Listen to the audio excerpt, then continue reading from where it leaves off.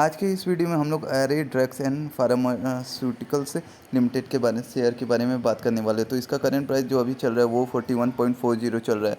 अगर पिछले 1 ईयर की रिटर्न की बात करें तो इस शेयर ने पिछले 1 ईयर में 14% का रिटर्न दिया है। और अगर पिछले 5 ईयर की रिटर्न की बात करें तो ये शेयर अभी तक डाउन में ही है, 5% के लगभग ये डाउन में ही है। अगर मार्केट कैप की बात की जाए इस शेयर का तो 105.59 शेयर का इस शेयर का मार्केट कैप है। तो इस शेयर का हम सबसे पहले जो भी टारगेट सेट करने वाले हैं उससे पहले हम लोग कर्व देखेंगे। तो कर्व पहले मैं दिखा देता हूँ। मैक्सिमम टाइम में अगर इस शेयर का कर्व देखोगे तो आप देखो, पहले डिक्रीज़ किया, फिर लगातार इंक्रीज़ किया, अपसाइड अपसाइड अपसाइड। उसके बाद जो डाउन ट्रेंड आया तो वो डाउन ट्रेंड में फिर गया, फिर अप गया, फिर डाउन गया, अभी थोड़ा सा डाउन में है। तो आप देख सकते हो कि इस शेयर को यहाँ पे जिसने बाय किया होगा उसका प्राइस तो फंस गया था, यानी कि उसका जो भी कैपिटल है वो फंस गया है काफ़ी समय तक।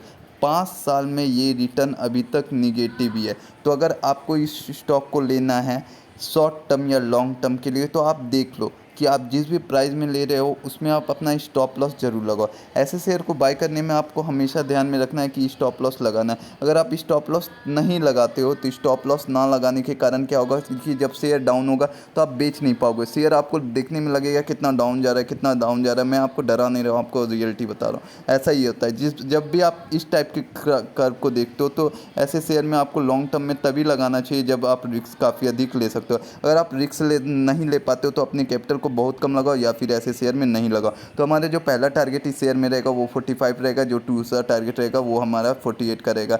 यानी कि 45 एंड 48 दो टारगेट हम लोग रखेंगे इस शेयर को बाय करने के लिए। अब पूरा फंडामेंटल एनालिसिस करते हैं इस शेयर को बाय करने के लिए।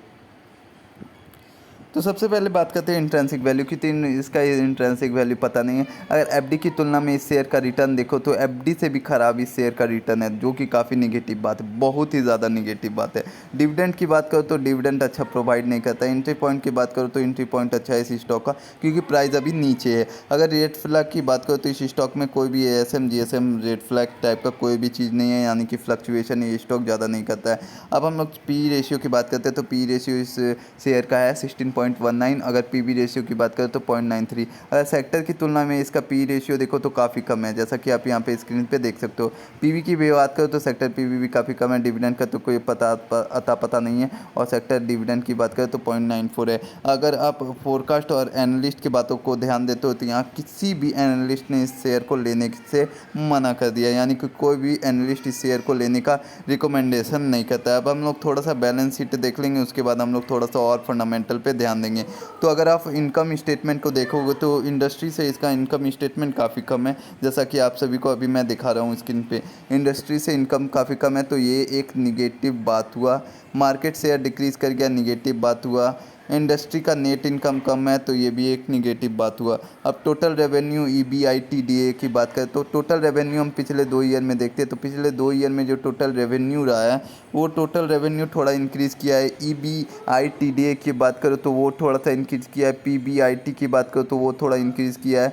और अगर नेट इनकम की बात करो तो वो भी थोड़ा सा इंक्रीज़ होता हुआ नज़र आ रहा है। अगर आप पे आउट की बात करो तो यहाँ अवेलेबल नहीं है। EPS की बात करो तो थोड़ा सा डिक्रीज़ किया है EPS यहाँ पे। अब हम लोग थोड़ा सा कैश फ्लो के बारे में भी बात कर लेते हैं। तो कैश फ्लो की बात करो तो यहाँ पे अगर आप कैश फ्लो पिछले 2 साल का देखो तो पिछले 2 सालों में यहाँ पे कैश फ्लो, यहाँ पे जो net cash free cash flow है यहाँ पे इंक्रीज़ हुआ है। अगर नेट चेंज इन कैश की बात करो तो नेट चेंज थोड़ा सा हुआ है पिछले 2 सालों में। तो अगर आपको इस स्टॉक को लेना है तो आपको अपना टारगेट पहला सेट करना है, रिस्क और रिवार्ड रेशियो सेट करना है। स्टॉप लॉस तो ज़रूर लगाना है, नहीं तो आपका कैपिटल फंस जाएगा। स्टॉप लॉस आपको ज़रूर लगाना है इस शेयर में।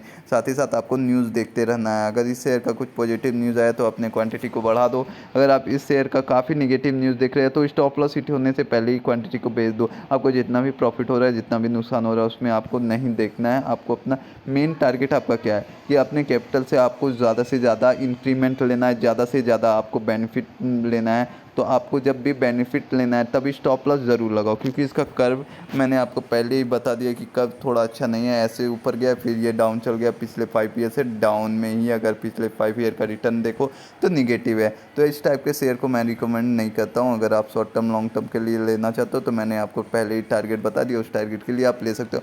साथ ही साथ अगर आप टेक्निकल व्यूज़ में काफ़ी अच्छे हो टेक्निकल्स देखते हो तो इस शेयर को आप ले सकते हो कुछ टाइम में, शॉर्ट टर्म में आपको 1 2 3% का ये शेयर अच्छे से रिटर्न प्रोवाइड कर सकता है।